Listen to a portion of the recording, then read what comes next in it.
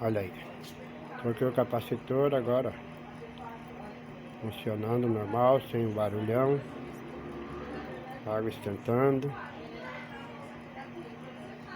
Tudo funcionando por normal. Mais um micro-ondas garantido. Esse é do nosso uso aqui de casa. Espetacular. O capacitor estava em curto. Fizemos a troca, a substituição. E agora tá assim, ó, funcionando normal. Perfeito. Vamos ver a água, se esquentou. Olha aí. Tá até cheio de bolinha, olha como é.